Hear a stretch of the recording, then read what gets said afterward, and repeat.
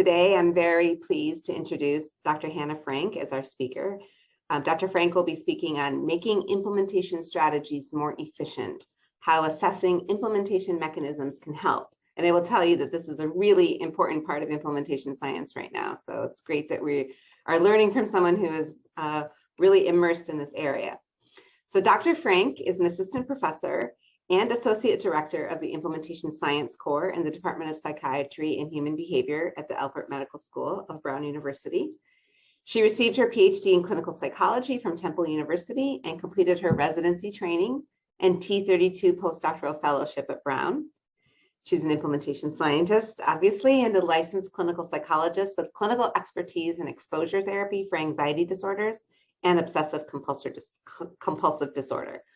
Dr. Frank's research focuses on using implementation science methods to increase clinician adoption and sustainment of evidence-based interventions for internalizing disorders. She has led formative work focused on designing implementation strategies to support therapists to overcome their own anxiety about using exposures. In addition, Dr. Frank has collaborated on research spanning a range of content areas and using several implementation science methods, including formative evaluation, community engagement, design and tailoring of implementation strategies, assessment of implementation mechanisms, and implementation outcome assessment. So really pleased that not only is Dr. Frank speaking to us today, but is also such a key important person in our implementation science core. So thank you, Hannah. Thank you, Ronnie, for the introduction. And I'm excited to be talking with you all today about implementation mechanisms. As you heard, my title is Making Implementation Strategies More Efficient, How Assessing Implementation Mechanisms Can Help. So to begin, I know that people in this audience have familiarity with implementation science, of course, but there may be varying levels. So I always like to start off with a quick overview. This is an easy way of thinking about implementation science that was developed by Jeff Curran. So the thing is whatever innovation you're focused on. This could be a program, a practice, a principle, procedure, product, pill, or policy. And effectiveness or efficacy research is really assessing whether the thing works to change the clinical outcome of interest. And effectiveness, whereas effectiveness research is focused particularly on in real world settings. Then we get to implementation research, which is the question of how can we help people and places do the thing. And finally, I wanted to really make sure that I highlight what implementation strategies are, because that's a big focus of what I'll be talking about today. And those are methods or techniques that help people do the thing. So things that can enhance the adoption, implementation, or sustainability of the thing.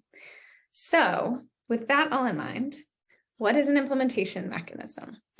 This goes beyond telling us if an implementation strategy works, and it tells us why or how an implementation strategy operates. So another way of thinking about this is that it explains the black box between an implementation strategy and an implementation outcome. So a more formal definition that's cited by Kara Lewis and colleagues is that an implementation mechanism is the processes or events through which an implementation strategy operates to affect desired implementation outcomes. So I'm a very visual person, so I want to show this visually. Not a lot of implementation studies have specifically focused on identifying mechanisms underlying implementation strategies. So again, there's this implementation strategy, implementation outcome, but there's been this black box between the two. So as an example of how we can think about this, there's a lot of evidence showing that training increases adoption of an intervention, but there are a number of reasons that training might work. This would be an example of an implementation mechanism. It could be that training, and in fact, we have some evidence that training changes knowledge, that training changes attitudes, that training changes self-efficacy. Those changes in knowledge, attitudes, or self-efficacy come about as a result of training and then may in turn lead to more adoption. So that black box there in the center is really what I'm talking about when I'm saying implementation mechanisms. So why should we care about them? I have to admit, when I first started learning about implementation mechanisms, I worried that this would take me too far from my interest in implementation research, which comes about from my interest in really doing applied clinical work. And my goal today is to try to convince you that actually thinking about implementation mechanisms really has value for that real world impact. So one of the reasons we should care about implementation mechanisms is that a lot of existing implementation research shows us that we don't know much about the active ingredients of implementation strategies. And a 2020 review by Kara Lewis and colleagues actually found that very few studies have conducted experimental manipulations of mechanisms, and only one study examined a dose-response relationship between mediators and outcomes. Because of this, we're probably wasting resources on using multiple implementation strategies that do not have active ingredients. So there's one study that showed a median of 33 implementation strategies were used in implementation studies, but only some of those are associated with treatment outcomes. So again, if we waste resources on using lots of implementation strategies that don't influence outcomes, we may be using up resources we could put elsewhere. And again, with the ultimate goal of impacting real world outcomes, we want to use our resources as wisely as possible. In addition, if we understand the mechanisms of discrete implementation strategies, that will allow us to better generalize strategies to different contexts. So if we know the key active ingredients of an implementation initiative, then we can take it to a new context. And finally, understanding mechanisms of implementation strategies will ensure that we can deliver interventions across diverse contexts more efficiently. And then that will in turn improve the equitable implementation or delivery of evidence-based interventions, especially to historically underserved populations. So again, if we can understand the determinants that are unique to each setting and then corresponding strategies that will address them, will be more effective in moving ahead with our implementation research and meeting the goals that we have.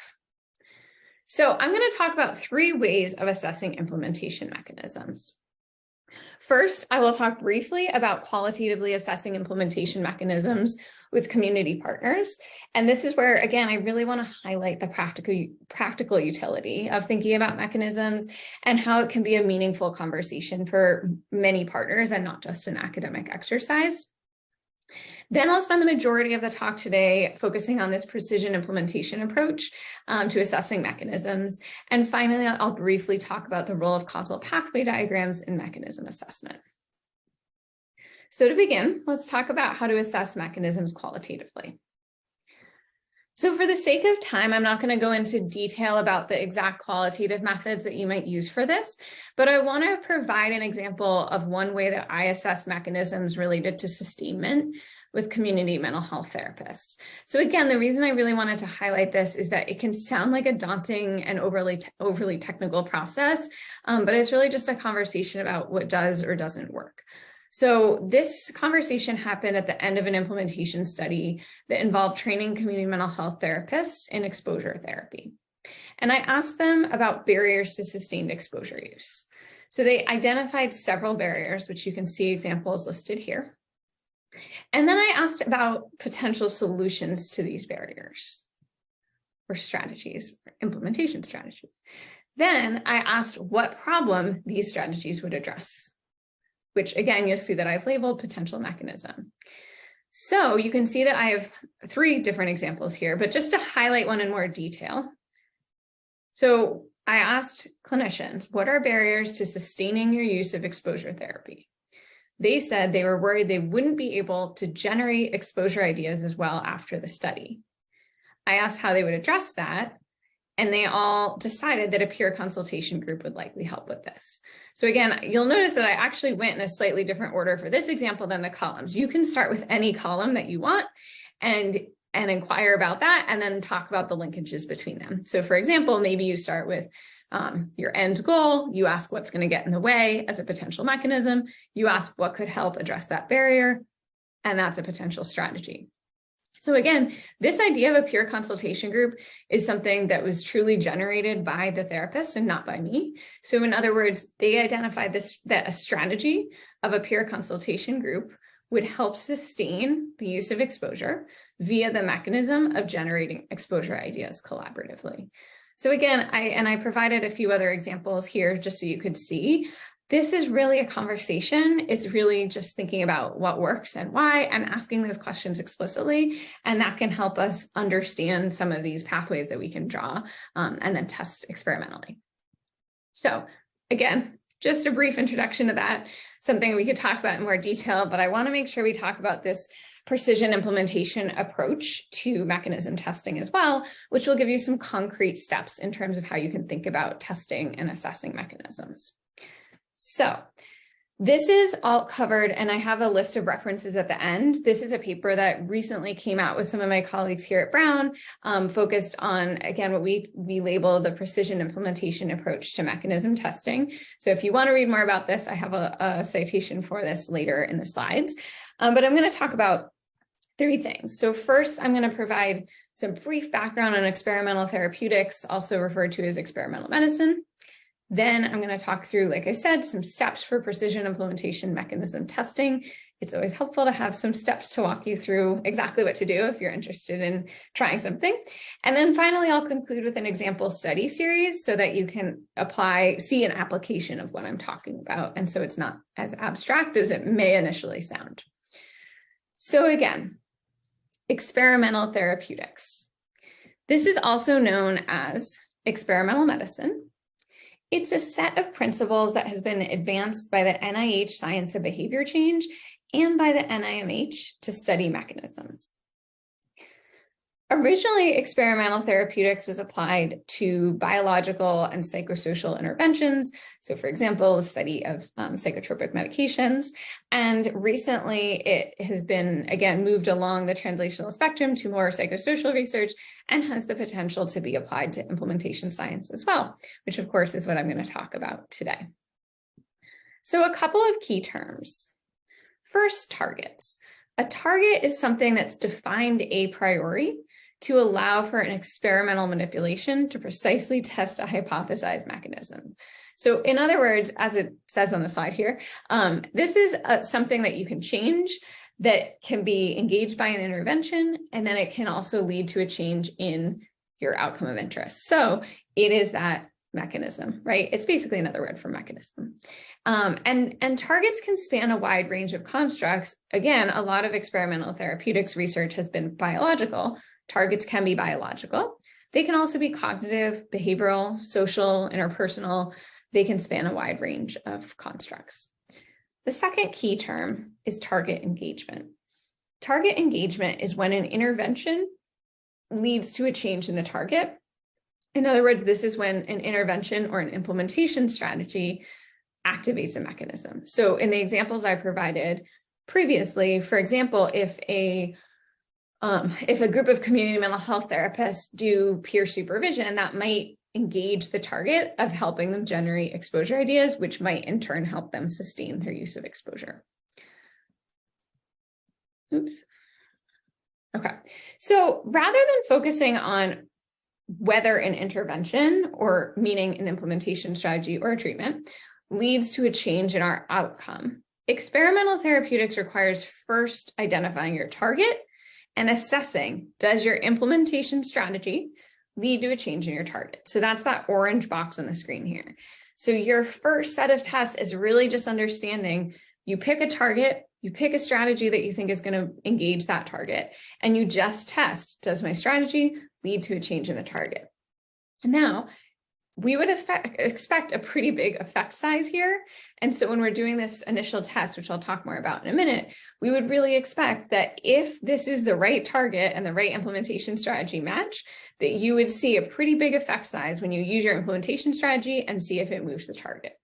Once you have that initial evidence of target engagement, then you can test everything in the whole yellow box and you can see, again, does your implementation strategy lead to a change in your target? And does that lead to a change in your implementation outcome? So this is a shift for thinking first about target engagement and then thinking about your more distal outcomes. All right, so now I'm going to spend a little bit of time going through all of these steps for precision implementation mechanism testing. As I said, these steps are outlined in a paper that I recently published, which is listed at the end of these slides. So step 1.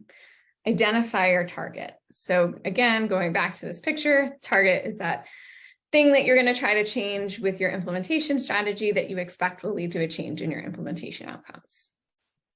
So there are 2 primary ways of identifying a potential target. The first one is that you might have existing research or theory that you can draw from. So for example, the strategy reminds clinicians to do something, to do the thing, is likely to lead to behavior change by increasing recall or memory of a behavior.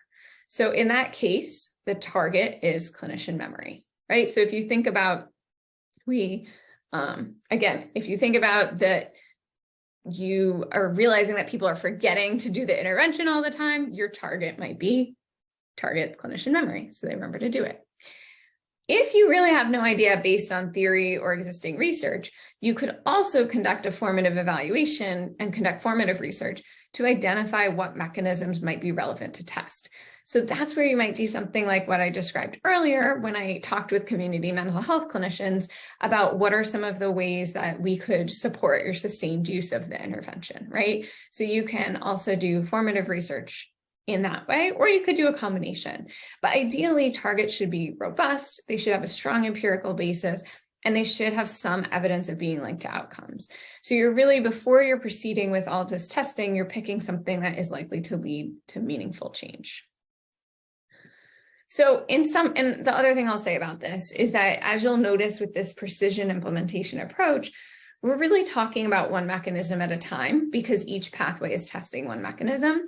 In some cases, it might be worthwhile to test more than one target or mechanism in separate causal pathways if there are multiple candidate targets that might explain the relationship. So for example, at the front end, when I talked about how training might affect adoption of an intervention, there are several potential mechanisms, right? Like knowledge, self-efficacy, it might improve skill. And so if you were wondering about each of those mechanisms, you could test each of them in a separate pathway, but you would just really need to make sure that each of them was measured very carefully and that you were aware of the timing of when you were measuring them relative to your intervention. So I just want to highlight that although, yes, this approach is focused on testing one mechanism at a time, you can actually in some ways test them simultaneously as long as you have a really clear plan for how you're going to do that, which I'll talk more about. So our second step here is to select and/or design an intervention. So this is where you're selecting something that is expected to make a change to your target. This is where it's so crucial that you pick an implementation strategy or an intervention or a behavior change technique that you really think has strong evidence that it's going to lead to a change in your target. And you want to make sure that there is a strong match between your strategy and your mechanism. Because if there's a mismatch, so for example, if you're using something like audit and feedback to affect organizational leadership, that might not have the impact you expect. Or maybe if you're using something like you're using training and you expect that's going to affect clinicians' everyday memory to do the intervention, it will probably change their knowledge, but it might not change them remembering to use the intervention. So you really want to make sure that you're picking a strategy that makes sense based on research or theory or your formative evaluations to lead to a change and that there's a match there. So in implementation science, we're usually thinking about the ERIC strategies, for example. And so if we have identified a mechanism that has a strong theory of potential causality, like low self-efficacy being tied to less use of a new intervention, we should pick an implementation strategy that would address self-efficacy, like training, right? I also want to note here that sometimes step 1 and 2 are reversed. So sometimes you actually start with an implementation strategy that has strong research support, like audit and feedback, and then you might identify a theoretically relevant mechanism that it might engage, like self-efficacy. So you could switch the order of these two, but it's just so critical that you have that strong link between your implementation strategy and your target. So really what I'm talking about is do as much as you can for that orange box first, and then we can move on to step 3. So step 3 is target engagement. And then this is again where we get into the yellow box of this diagram. Or sorry, I lied. Step 4 is where we get to that. In step 3, you're still in the orange box, because in step 3, you're actually demonstrating. Now, steps 1 and 2 are based on you've developed your theory. You can understand this is my target. This is my implementation strategy. And I have good reason to think that the implementation strategy will move the target. In step 3, you actually want to prove that, right? Or demonstrate that. So the focus on this is assessing the relationship between the implementation strategy and the target. We're just doing the orange box for now. There are 3 questions here to assess target engagement. One is, does your implementation strategy move or engage the target? So for example, does your training change self-efficacy? Your second question, is there a dose-response relationship between the implementation strategy and the target. So, for example, does a higher dose of the strategy lead to a bigger change in the target? And so here, you want to assess, if I give more training, do I get a bigger increase in self-efficacy? There's probably a ceiling, right, where at a certain point, you can only have so much of an increase in self-efficacy. And so doing training above and beyond that point might not be worthwhile. So you can do this really close assessment of, at this point in training, how much did self-efficacy change? At this point in training, how much did self-efficacy change? So that you can understand that dose-response relationship. And finally, the third question we want to ask in this step is there target specificity? So in other words, does the intervention only lead to a change in what it is intended to move? And so this is where you might want to assess multiple targets, but if you're really thinking, okay, I think training is going to move self-efficacy, and I think reminders are going to move memory of doing the intervention, you should make sure that your reminder isn't moving the target that is supposed to match with training. So I know I wish I had a visual of that actually, but, and I'm happy to answer questions about this later, but you really are trying to assess, does this implementation strategy really specifically work on the target that I'm assessing?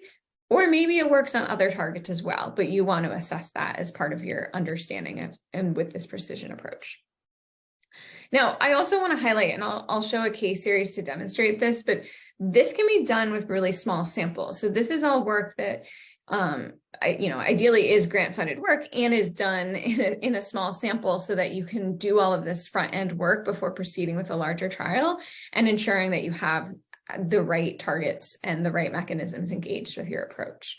So when you do this step 3 of if the answer is yes to all these questions, does your implementation strategy engage the target? Is there a dose response relationship? Is there some evidence of target specificity? This can lead you to conduct a go, no-go trial to provide an early indication, or basically this is the go, no-go trial, which provides an early indication of whether a change is happening as expected. So if the answer to all those questions are yes, that's a signal to go ahead, move on to the yellow box, right?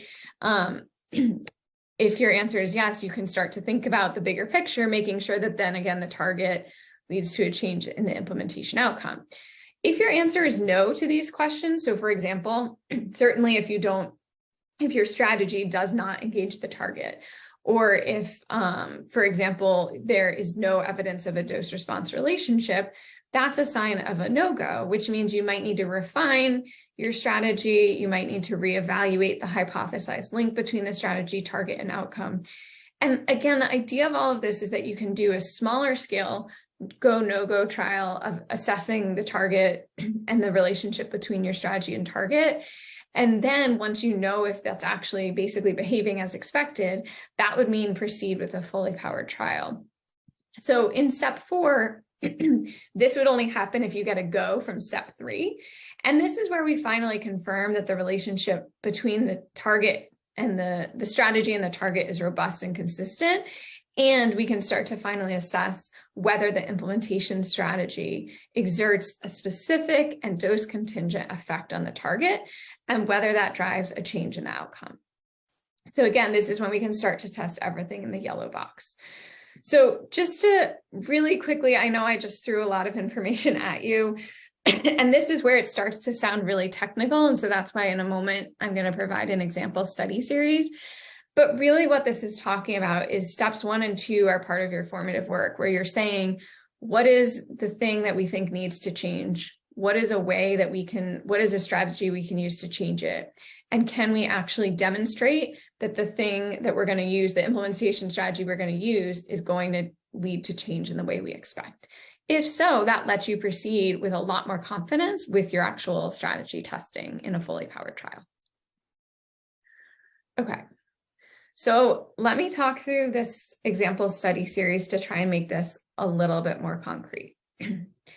So as Ronnie said in my introduction, my research focuses a lot on exposure therapy. So the study series will focus on exposure therapy. If you're not familiar, it's an evidence-based intervention for anxiety disorders and OCD in which patients gradually approach feared situations and stimuli. And it's a treatment that has a lot of evidence for working really well. And it's also a treatment that clinicians tend to be really nervous about implementing. So this series of studies were led by my postdoc mentor, Dr. Kristen Benito.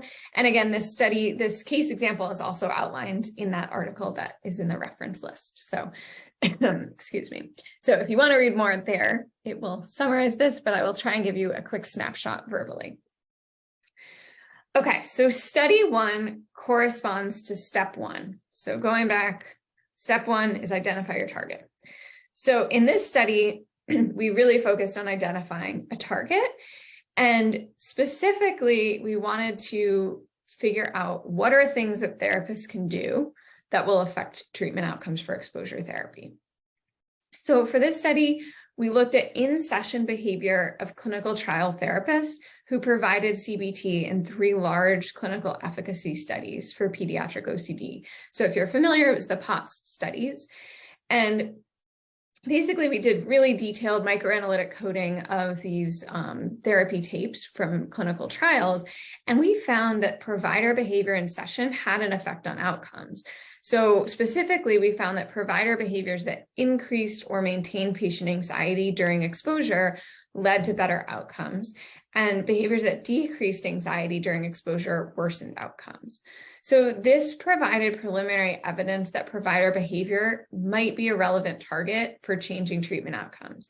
So this was one way of getting at a target, right? That there was empirical evidence that depending what therapists do in session and how they deliver exposures, that there was some reason to believe that that might change treatment outcomes. So that was our starting point. That was step 1.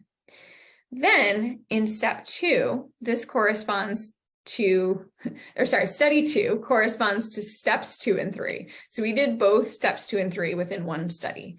So again, going back as a reminder, step 2 is to select your intervention, and step 3 is demonstrate target engagement. So in this case, we did this in the same study. And so with this study, we knew that our target was going to be therapist delivery behaviors. And we used the information that we got from study 1, and we went to our community partners and talked with them and got their input. And we developed a novel training tool for providers, which is called the Exposure Guide.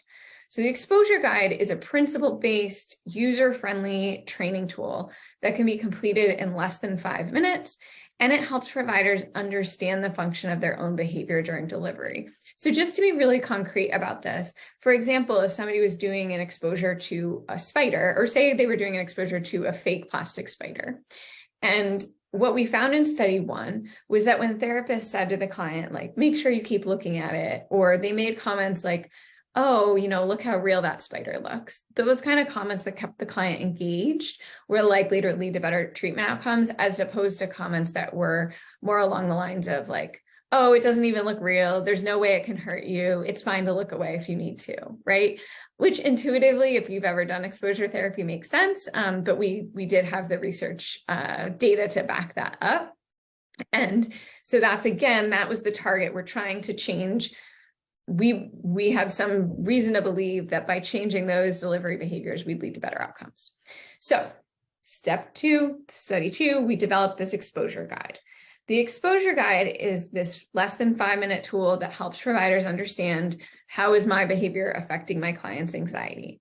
And so we conducted a multiple baseline trial during which we assess preliminary target engagement, right? So that's your step 3. So step 2 was develop the intervention, which was exposure guide. And step 3 was assess preliminary target engagement. So we examined whether clinicians who got training and supervision with the exposure guide.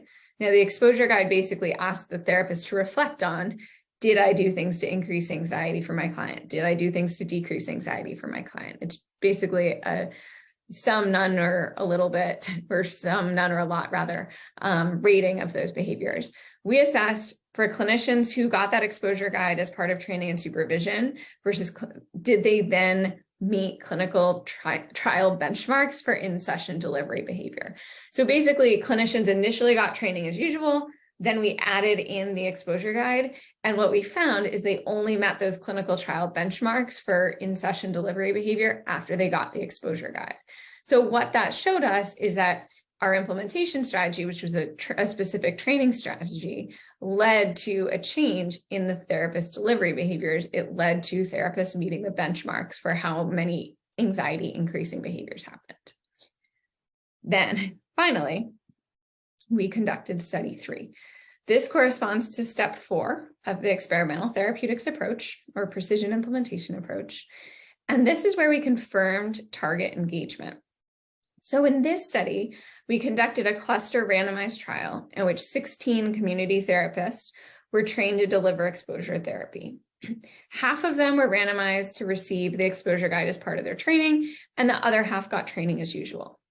So in this study, we first confirmed target engagement, excuse me, by demonstrating that the targeted provider behaviors, so again, more anxiety increasing behaviors, fewer anxiety decreasing behaviors, were significantly improved, specifically for therapists who received the exposure guide. So there's this clear relationship between the exposure guide training strategy and the target of therapist delivery behaviors.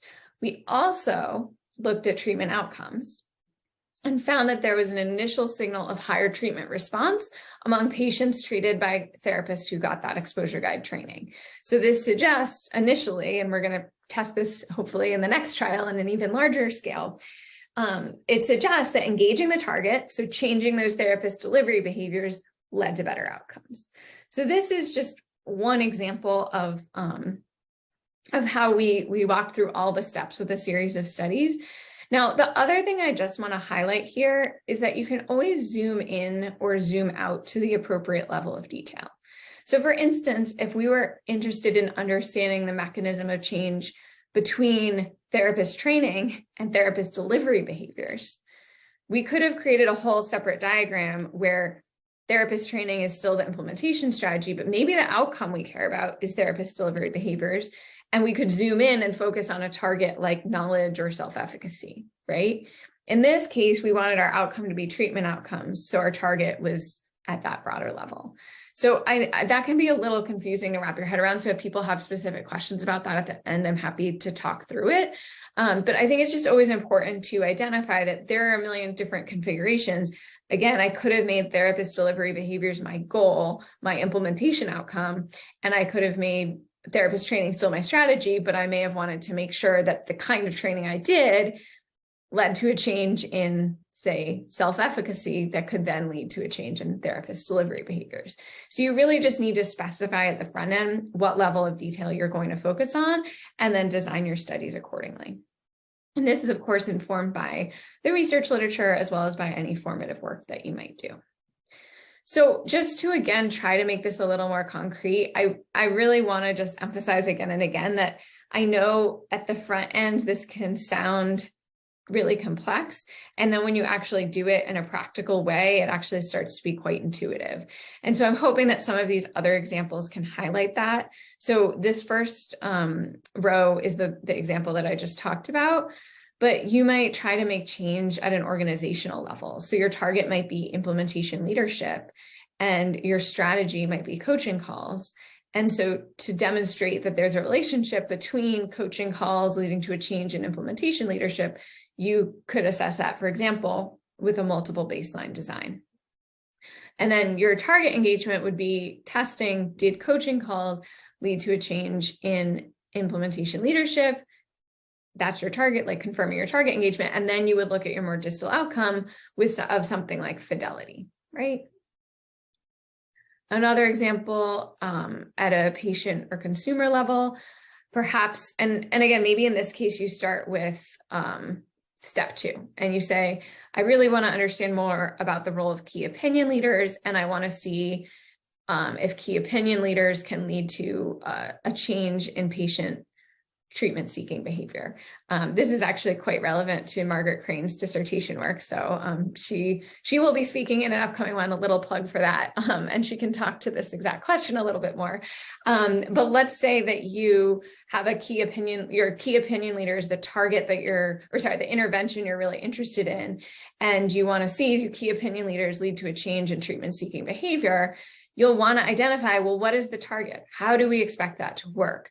Maybe it's that we think key opinion leaders are going to have more of an impact on changing patient knowledge than, for example, an expert might have, because maybe people trust a key opinion leader more, therefore they listen to them and they actually change their knowledge more. That'd be an example of a mechanism we could test. And then a final example is, let's say that you have a target of, I know that we need to change policymaker attitudes toward research if we're going to lead to subsequent policy actions. And so perhaps what you do is you say, okay, what's an intervention that would reasonably be expected to change policymaker attitudes? There's evidence that tailored policy briefs are an example of something that would actually have an impact on policymaker attitudes. So that might be an intervention that we use, and we specifically assess if we tailor our policy briefs compared to if they're just maybe broader policy briefs that aren't tailored, does that lead to more change in attitudes toward research, which in turn might lead to policy actions. So those are just some other examples to hopefully help you wrap your head around this. But I also want to come back again to, it can seem complex and daunting at first. So to follow up on the point I made at the beginning, why do this? And I think the overarching theme that I'm going to, as I go through these points, is one about efficiency and fewer wasted resources, and also ensuring that we're picking strategies that can be tailored and generalized across contexts. So again, if we use this approach, like the go, no-go pilot studies that I described in those steps 1 to 3, that can provide us with faster information about mechanism engagement and tells us early on, is your strategy working the way you want it to? So that way you don't have to go too far down a no-go path and end up with null results for a giant trial. You can know earlier on, is this strategy likely to lead to a meaningful change in the thing that I care about? The other thing very much related to this is that it helps us ensure that resources for the fully powered trial, I mean, this is again very similar to what I just said, that the resources for the fully powered trial focus on mechanisms that have strong evidence. So we're only conducting fully powered trials with strategies that will actually lead to a change in the outcome that we care about. It also helps us assess the dose of a strategy needed. And so this is, again, another example of where if we can find out that we actually need maybe a smaller dose than we thought of an implementation strategy. So, maybe training can be shorter, maybe reminders can be less frequent. Once we know how much of a dose is needed to lead to meaningful change, then we can apply that dose and not use anything extra or anything more than we need. And we can also assess in different contexts, the dose might be different. This allows us to assess for that upfront. And then finally, and really importantly here, if we know a strategy mechanism, if we show in multiple contexts that a strategy, the same mechanism is activated, then we can assess how much can we tailor and change that strategy to different contexts and produce the same outcomes. So again, ideally, if we have one study that shows that exposure guide training leads to a change in therapist behaviors, we would want to keep assessing, can we tailor the exposure guide training to different settings, to different languages, and then still expect the same outcomes. And that, if that's the case, that will help us generalize our strategies and apply them, again, as efficiently as possible. Okay, so we talked a lot about precision implementation. I imagine there will be questions, and I'm more than happy to answer them. I want to last touch on causal pathway diagrams. So this is ongoing work that's happening through a P50. It's called the OPTICC Center, which is led by Brian Weiner, Peggy Hannon, and Kara Lewis in Seattle. The QR code there goes to their website, and the website URL is also listed on here. So this work is focused on developing causal pathway diagrams as a way of assessing implementation mechanisms. So this is complementary to the experimental therapeutics or precision implementation approach that I just talked about, but it also lets us consider moderators and preconditions, which you can see on here. And as well as you'll see the boxes for proximal outcomes, distal outcomes as well. And so this is basically a way to build on the very basic model that I showed you in precision implementation and lets you consider more complex factors. So for example, to build on the study series that I presented earlier, our implementation strategy was therapist training with the exposure guide. Our mechanism or our target was therapist delivery behaviors. And our outcome actually even went beyond what's on this, because the last one on here is distal implementation outcome. The one after implementation outcomes is usually treatment outcomes, right? So we actually went even a step beyond what's in this causal pathway diagram. And we focused on those three pieces, the implementation strategy, the mechanism, and the treatment outcomes. Now, as I alluded to earlier, we could have assessed implementation outcomes too. So we could have also, which in fact we did, we could assess things like fidelity, the degree to which therapists deliver exposure as intended. That we could also assess, does the exposure guide, by targeting therapist delivery behaviors, improve fidelity? And then does fidelity improve treatment outcomes, right? So this causal pathway diagram just gives you a way. It's a helpful exercise at the very front end of a study to fill one of these out about what you expect. And then you can choose which parts of the pathway, especially if you want to use that precision implementation approach, you can pick a part of the pathway that you want to assess. The other thing that is really important on here is, again, the moderators and the preconditions. So within the example study series that I talked about, an example of a moderator might be attitudes toward exposure. So chances are that a therapist who comes into the study already really into the idea of doing exposures is going to have a much easier time changing their behaviors, having higher fidelity, having better treatment outcomes, whereas a therapist who has more negative attitudes toward exposure at the front end, they might not have as big of an effect on outcomes. It might take a higher dose of the implementation strategy to change their outcomes. So again, that's something we can layer on as well. And then finally, the preconditions is something that basically sometimes is something obvious that has to exist for the mechanism to be activated. So an example here is you have to have a client with anxiety disorders on your caseload for exposure to be effective, right? And in fact, it might seem obvious, but I've definitely had lots of consultation where we talk about, is anxiety even the target here, or is there a different process happening? So in order to activate the mechanism of changing those delivery behaviors, we have to be deciding we're doing exposure, we have a client with anxiety to do exposure with. So again, just a quick plug for this website, this resource. There's a forthcoming toolkit that provides a lot of details on how to create a causal pathway diagram. They do a really skillful job of providing even more concrete examples than I've provided today in terms of how to think about mechanisms.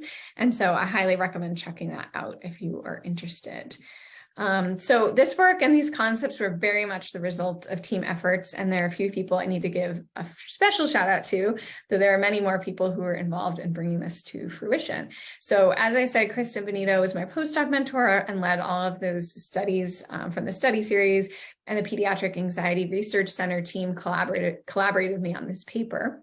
Kara Lewis, I mentioned her work quite a bit. She's really leading the field in mechanistic work, and she also had an R13 grant that led to the development of the Mechanisms Network of Expertise, which I have been a part of, and that's where much of my learning has come from. And finally, of course, Ronnie Elby and the Implementation Science Corps, who've continued to support the work that I'm doing. So and of course, this seminar as well. As I promised, further reading here, it lists the paper that I published, as well as several by Kara Lewis and one by Nate Williams all about implementation mechanisms. And with that, at exactly 12:45, I will give us a chance to talk through any questions you might have.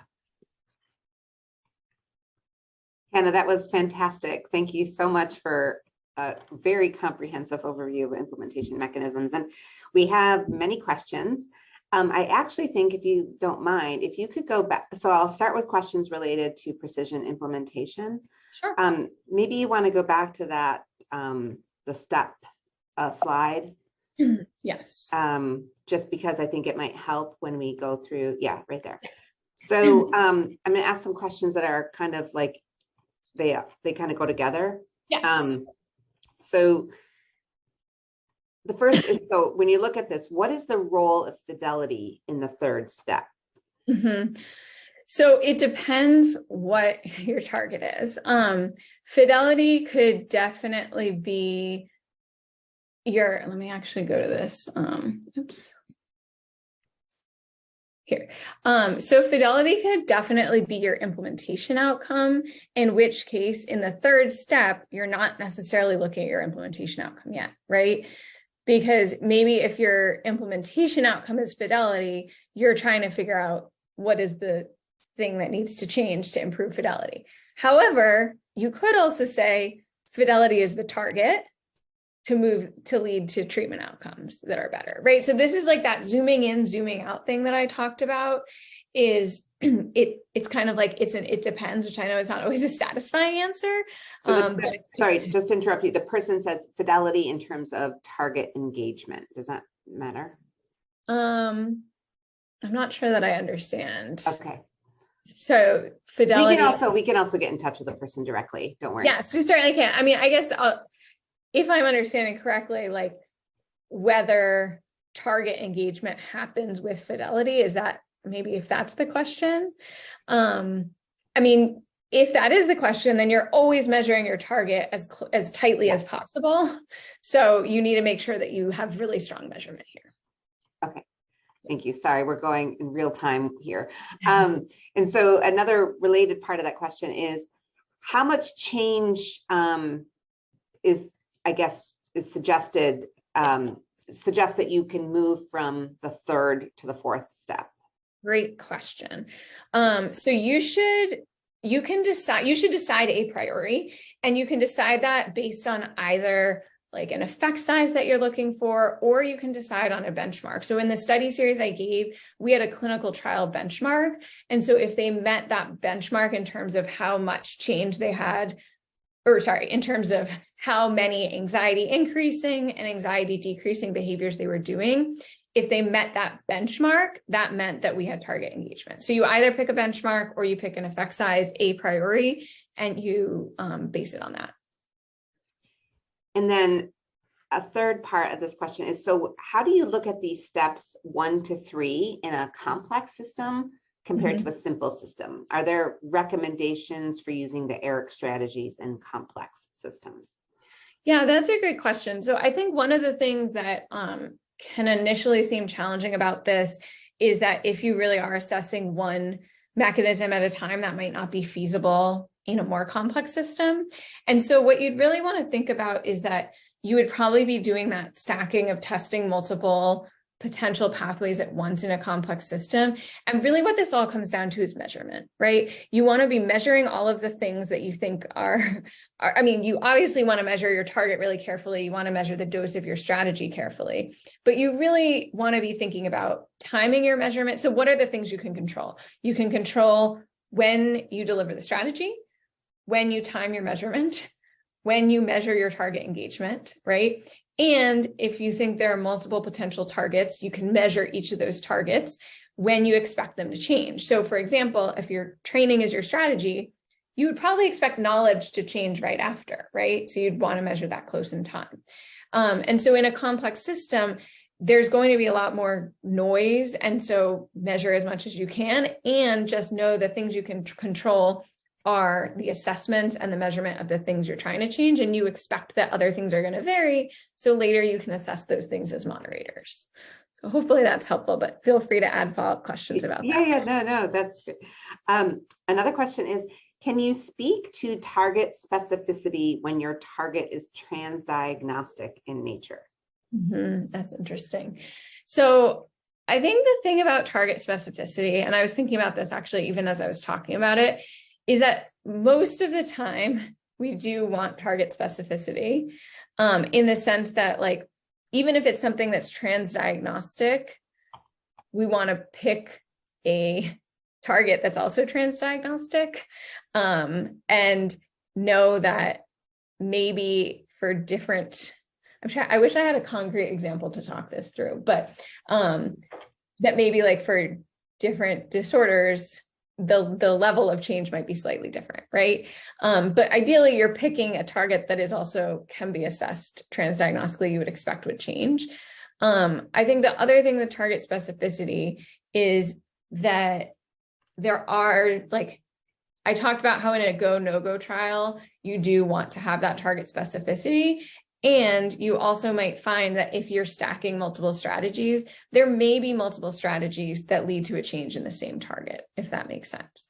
But this comes back to my measurement question, which as long as you're measuring them closely, and you have evidence that your strategy is leading to a change in your target, if you have multiple strategies and they lead to changes in multiple targets, that's okay too. I hope that didn't. Yeah, no. These are great. These are great questions, everyone. So they really are. I appreciate these questions so much. The next question is, for complex evidence-based interventions, there are many targets and many outcomes. In a lot of those cases, you need to take most of these into consideration. What would you suggest to achieve a feasible but also comprehensive approach for the schema that you shared, this strategy, target, and outcome? Yeah. So I think this is where it can be sometimes challenging to decide where to start, especially if you have a complex intervention, a complex setting. And this is where first I would think about your core components of the intervention, or like what you're really trying to lead to a change in, and maybe what's the hardest part to change. Because again, it's not to say, like, if you pick an implementation strategy and a target to focus on, it's not to say that you can't do any other strategies or that you can't deliver any other components, but you should really pick, like, what are the core components, what are maybe the hardest to change, and what is the strategy that I really want to make sure is working. And so you can pick one to focus on and test. And so, for example, like, let's say you're delivering not just exposure, but you're delivering CBT for anxiety, and you want to improve clinician fidelity to it as your outcome, right? Then you're obviously not going to be able to test a separate pathway for every implementation strategy for every element of CBT that you use for anxiety. So you may want to pick a core ingredient or maybe an ingredient that's particularly hard to implement, and think about, if the outcome I care about is fidelity, and naturally I think of exposure as one of the hardest parts to implement, then we might want to think about what are the things that need to change to improve fidelity for exposure. And so, for example, changing therapist attitudes. We know negative attitudes are a major predictor of, or even not even fidelity, but even delivery of exposure. And so maybe we say, like, we're really going to focus in on a strategy that we think will change attitudes, which in turn will change adoption. And at the same time, we are going to be providing other strategies that support delivery of CBT for anxiety. We're going to distribute educational materials. Maybe we're going to be having consultation that happens every week, and you're going to be measuring those, documenting them, assessing potentially other targets, but maybe you hone in on, like, I really want to see if this one particular strategy is leading to a change in that sticking point that I expect will be hard to move adoption without changing that target. So that would be one way I would think about it. And if you want to go to the causal pathway diagram, we have a question about that. So the question is, these causal pathway diagrams appear linear. What happens if pathways leading to the clinical outcome are non-linear? Yes, you can do all sorts. One of my friends has said that he wants to have Legos for doing causal pathway diagrams because you can do all sorts of fun ways of building them. This is your basic template.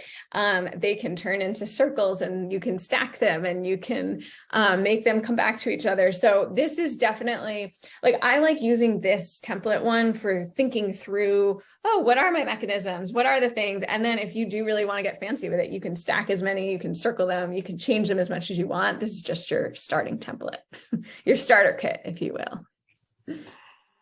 And then we have a general question, and just this was a great presentation, which I agree with. The person says there are many implementation studies going on now. There are many implementation studies going on now. Which step do you notice people tend to miss when they design or conduct implementation studies?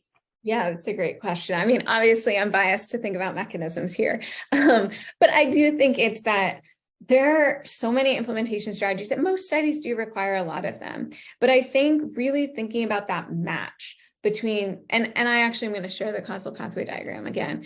One thing that I like about the causal pathway diagrams is that they have, actually this version doesn't have it. There's another version that or actually no, it does, determinant. Your determinant or your barrier. You should think about what is that determinant or barrier? And am I sure that my implementation strategy is really going to address that determinant?